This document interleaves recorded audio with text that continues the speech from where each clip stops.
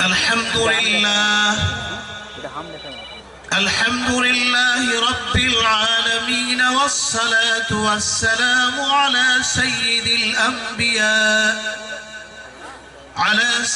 الأنبياء والمرسلين، والصلاة والسلام على رسوله الكريم. أما بعد، فأعوذ بالله من الشيطان الرجيم.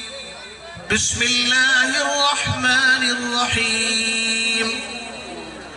أولم نعمركم ما يتذكر فيه من تذكر وجاءكم النذير. عن ابن عباس رضي الله تعالى عنهما قال: قال رسول الله صلى الله عليه وسلم: نعمتان مغبون فيها كثير من الناس، الصحة والفراغ. صدق الله العظيم وصدق رسوله النبي الكريم، ونحن على ذلك لمن الشاهدين والشاكرين، والحمد لله رب العالمین. ڈائز پر تشریف فرما معزز اکابرین علماء کرام و مفتیان عظام، آج کا یہ پروگرام جلسہ دستار بندی کے عنوان پر انعقاد کیا گیا ہے، اور جس مقصد کے لیے اور جس مشن کے لیے اس پروگرام کا انعقاد کیا گیا، اس سلسلے میں بھی گفتگو آنی چاہیے، ہونی چاہیے. جن خوش نصیب طلبہ کرام کے سروں پر دستار فضیلت باندھی جائے گی، سب سے پہلے ہم ان طلبہ کرام کے لیے دعا کریں گے. آپ حضرات ان طلبہ کرام کے حق میں آمین کہیے گا.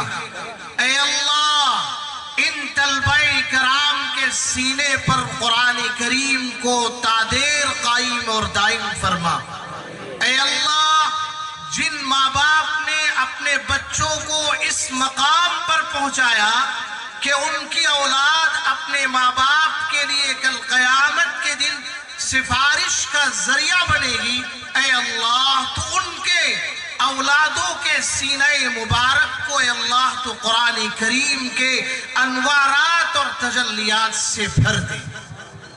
یہ پروگرام اسی وقت کامیاب ہوگا جب عمل کی نیت سے بیٹھیں گے، ورنہ یہ بات یاد رکھیے گا، علماء کرام بیٹھے ہیں، لاکھ جلسہ کر لیجئے اور لاکھ خوب پوسٹر اور اشتہارات لگا لیجئے، لیکن جب تک دل میں عمل کی نیت نہ ہو تب تک جلسہ کبھی کامیاب نہیں ہوگا. قرآن کریم کی آیت کا ترجمہ انشاءاللہ کر کے اپنی جگہ لے لیں گے. میں نے اللہ کے نبی جناب رسول اللہ صلی اللہ علیہ وسلم کے ایک حدیث مبارکہ کی تلاوت کی. جناب دل بھائی صاحب آپ توجہ دیجئے گا. اس حدیث کے راوی حضرت عبداللہ ابن عباس رضی اللہ تعالی عنہما ہے، اور اس حدیث کو حضرت عبداللہ ابن مبارک رحمۃ اللہ علیہ نے اپنی مشہور تصنیف کتاب الزہد والرقائق میں تذکرہ فرمایا ہے. میں آپ حضرات کو یہ بتانا چاہتا ہوں کہ انسان وقت کی قدر کرے. کس کی قدر کرے؟ اللہ کے نبی جناب رسول اللہ صلی اللہ علیہ وسلم کے ایک حدیث بیان فرمائی گئی. اللہ کے نبی علیہ السلام فرماتے ہیں، جو مائک خراب ہونے سے پہلے جو جذبہ تھا اب وہ جذبہ ختم ہو گیا ہے. اب مختصراً 5 یا 10 منٹ کے اندر اپنی بات کو ختم کریں گے. آپ دل جمعی کا ثبوت دیجئے. آپ کو یہ بتانا چاہتے ہیں کہ آج کے اس پروگرام میں برادران وطن بھی ہے. ہمارے مذہب اسلام نے برادران وطن کو بھی عزت دی ہے. ہمارے مذہب اسلام یہ سکھاتا ہے کہ اگر کوئی مسلمان لڑکی پر غلط نظر ڈالتا ہے تو اس کی بھی آنکھ پھوڑ دیجئے، اور اگر کوئی برادران وطن کی لڑکی لڑکیوں پر بھی غلط نظروں سے دیکھتا ہے تو اس کی بھی آنکھ پھوڑ دیجئے. یہ اسلام کی مکمل ضابطہ حیات اور تعلیم ہے. اور اللہ کے نبی کا فرمان ہے کہ سل من قطعک وعفو عمن ظلمک، جو تم سے رشتہ توڑے تم اس سے رشتہ جوڑو. اگر کوئی غیر ہمارے پڑوس میں پھنس گیا اور اس کو اگر کوئی تکلیف دے رہا تو ایک غیرت ایمان ہونے کی وجہ سے، مسلمان ہونے کی وجہ سے، انسانیت ہونے کی وجہ سے اگر کوئی ہمارے ہندو بھائی یا بہنوں کو اور پڑوسیوں کو بھی کوئی ستائے تو مسلمان کا سب سے پہلا فرض یہ بنتا ہے کہ اپنی طرف سے ان کا دفاع کرے. یہ ہمارا مذہب اسلام اور اسلام ہمیں یہ تعلیم دیتا ہے. تو آج کے اس پروگرام میں برادران وطن بھی آئے ہیں، ہم ان کا بھی استقبال کرتے ہیں، ان کا شکریہ ادا کرتے ہیں. اللہ کے نبی کے ایک حدیث بیان فرمائی گئی. اللہ کے نبی فرماتے ہیں کہ انسان کو اللہ کی طرف سے 2 نعمتیں ملتی ہیں. کتنی؟ 2 نعمتیں ملتی ہیں، اور جن 2 نعمتوں کے بارے میں انسان بڑا لاپرواہ ہوتا ہے، بہت لاپرواہ. اللہ کے نبی فرماتے ہیں نعمتان مغبون کثیر من الناس الصحت والفراغ، کہ اللہ کی طرف سے انسان کو 2 نعمتیں دی جاتی ہیں، ایک صحت اور ایک فراغت. اور جانتے ہیں ان 2 نعمتوں کی ناقدری سب سے زیادہ انسان کرتا ہے. مثلا انسان کے پاس ایک نعمت ہوتی ہے صحت اور تندرستی کی نعمت، تو تندرستی کی نعمت میں اللہ کی خوب عبادت کرنی چاہیے. لیکن ہمارا معاشرہ تندرستی کی حالت میں گناہوں کے اندر اپنے وقت کو برباد کرتا ہے. آج نوجوان جو برباد ہو رہے ہیں، موبائل سب سے بڑا برائی کی جو سب سے بڑی جڑ ہے وہ موبائل ہے. صحت کی نعمت ہے اور گناہ کر رہے ہیں، اور اپنی جوانی پر اور اپنے غرور، انہیں اپنے جوانی پر غرور ہے اور اپنی طاقت پر انہیں ناز ہے. جب صحت رہتی ہے تو قرآن کی تلاوت نہیں کرتا ہے، جب صحت رہتی ہے تو اللہ کی اطاعت نہیں کرتا ہے، جب صحت رہتی ہے تو اللہ کا ذکر کر کے اللہ کو راضی نہیں کرتا ہے، اور جب فرصت ملتی ہے، فرصت کے لمحات ہوتے ہیں تو پھر وہ اللہ کو یاد نہیں کرتے. تو یہ حدیث مبارکہ انسان کو پیغام دے رہی ہے کہ اگر آپ کو 2 نعمتیں مل جائیں، ایک صحت کی نعمت اور ایک فراغت کی نعمت، تو اے میرے بندو ہاتھ جوڑ کر کہتے ہیں ان 2 نعمتوں کی قدر کر لیجئے گا، ورنہ یاد رکھیے گا کل میدان محشر میں کوئی کسی کا ساتھ نہیں دے گا، اپنے بھی پرائے ہو جائیں گے. اور اس کی دلیل کیا ہے؟ پڑھیے قرآن. یوم یفر المرء من اخیہ وامہ وابیہ وصاحبتہ وبنیہ لکل امرئ منہم یومئذ شأن یغنیہ، کہ اس دن انسان بھاگے گا اپنے بھائی سے، اپنے باپ سے، اپنی ماں سے، اپنی بیوی سے، اپنے بال بچوں سے. اللہ فرماتے ہیں کہ اس دن بڑا ہولناکی کا منظر ہوگا، کوئی کسی کا ساتھ نہیں دے گا. اس لیے صحت کی نعمت اگر اللہ نے دی ہے تو نماز پڑھیے. آج حق بات کہہ رہا ہوں، آپ کو تھوڑی سی تکلیف ہوگی، دل بھائی دیکھیے گا، علماء کرام کی توجہ چاہتے ہیں. ابھی کتنے ایسے مسلمان ہیں جنہوں نے عشاء کی نماز نہیں پڑھی اور جلسے میں آئے، کہا جا رہے ہیں جلسہ دستار بندی پر. خدا کی قسم علماء بیٹھے اور آپ کے دھنباد کے قاضی شہر مفتی شاہد صاحب بھی بیٹھے. وہ مسئلہ پوچھ لیجئے کہ جلسہ کرانا کوئی نہ تو فرض ہے نہ تو سنت ہے، لیکن نماز پڑھنا فرض ہے. اگر پوری زندگی میں کبھی بھی آپ نے جلسہ نہیں کرایا تو انشاءاللہ اگر آپ سے کل قیامت کے دن سوال ہوگا تو آپ کے گناہوں کے بوجھ ہم اپنے کندھوں پر لینے کے لیے تیار ہیں. لیکن ہاں اگر ایک وقت فرض نماز آپ چھوڑ دیں تو کل قیامت کے دن اس کا سوال ضرور ہوگا. اس لیے جلسہ سننے آئے ہیں، عمل کر کے جائیں اور انشاءاللہ یہ پیغام لے کر جائیں کہ اپنے گھروں کے ماحول کو بے درست کریں گے اور اپنی زندگی کے اندر انقلاب برپا کریں گے. ایک چھوٹی سی بات کہہ کر اپنی بات کو ختم کر دیتے ہیں. حضرت عبداللہ ابن مبارک رحمۃ اللہ علیہ، علماء بیٹھے جانتے ہیں، حضرت عبداللہ ابن مبارک رحمۃ اللہ علیہ آپ کا شمار بڑے محدث میں ہوتا ہے، آپ کا شمار بہت بڑے محدث میں ہوتا ہے. آپ کی زندگی کے حالات میں لکھا ہے، حضرت عبداللہ ابن مبارک فرماتے ہیں کہ میرے بچپن کا دور تھا اور حضرت عبداللہ ابن مبارک ایک امیر اور کبیر خاندان سے تعلق رکھتا تھا. کس سے؟ ایک مالدار گھرانے سے تعلق رکھتا تھا، اور جس کے گھر میں امیر اور کبیر کی زندگی ہو تو تھوڑی سی اس کی عیش و عشرت ہو جاتی ہے، وہ گناہ کی طرف مائل ہوتے ہیں. تو حضرت عبداللہ ابن مبارک رحمۃ اللہ علیہ شروع شروع زندگی میں ان کا شوق تھا گانا بجانا. کیا شوق تھا؟ گانا بجانا. تو روایت میں لکھا ہے کہ ان کے پاس ایک سیب کا باغ تھا. کیا تھا؟ سیب کا باغ.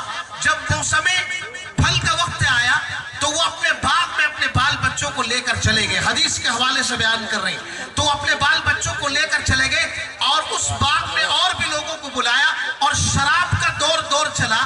ایک طرف لوگ جمع ہے گانا بجا رہے ہیں اور حضرت عبداللہ ابن مبارک کے بارے میں لکھا ہے کہ آپ خود موسیقار تھے. آپ بہت اچھا گانا بجانا اور بہت اچھا موسیقار تھے.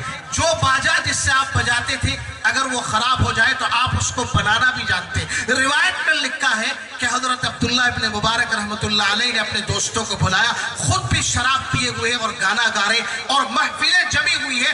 میں اس واقعے سے ان لوگوں کو عبرت دینا چاہتا ہوں جو ہر وقت اپنے کانوں پر ہیئر فون ٹھوس کر جناب رسول اللہ صلی اللہ علیہ وسلم کی سنتوں کا مذاق اڑا رہے. میں ان کو پیغام دینا چاہتا ہوں جو رات بھر گندی پکچریں اور رات بھر گندی فلمیں دیکھ کر اپنی جوانی کو برباد کر رہے.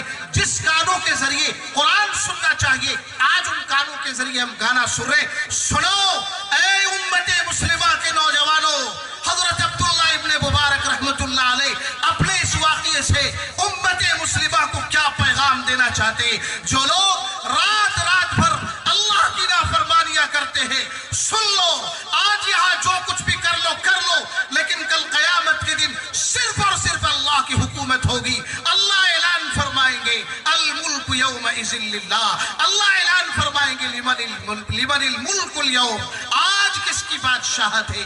اللہ خود فرمائیں گے الملک یومئذ للہ. آج تو صرف اور صرف اللہ کی بادشاہت ہے, میری بادشاہت ہے. تو روایت میں لکھا ہے کہ حضرت عبداللہ ابن مبارک رحمۃ اللہ علیہ گانا بجائے اور گانا بجاتے بجاتے سو گئے. اور جب آپ نیند سے بیدار ہوتے تو دوبارہ جو موسیقار تھے اس کو بجانا شروع کیا تو گانے کی آواز نہیں آ رہی.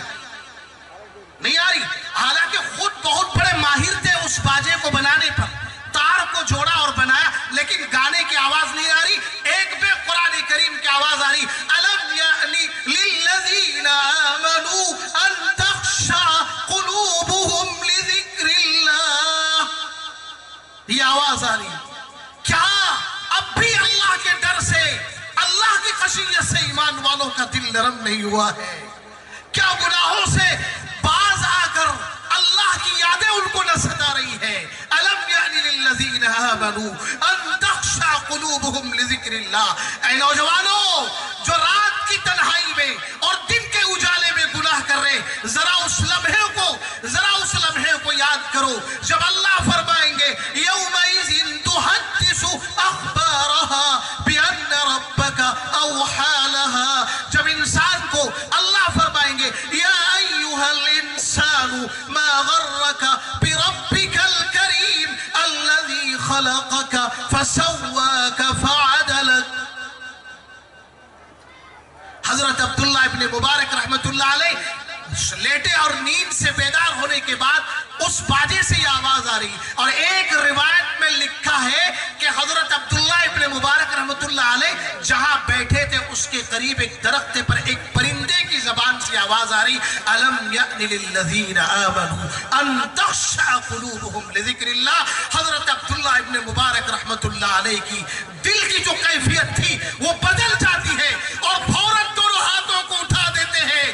قالوا بلا قد آن یا ربی, یا ربی قالوا بلا قد آن. اے میرے پروردگار کیوں نہیں, اب وہ وقت آ گیا کہ توبہ کریں. اور روایت میں لکھا ہے حضرت عبداللہ ابن مبارک رحمۃ اللہ علیہ وقت کے اتنے بڑے محدث بنے.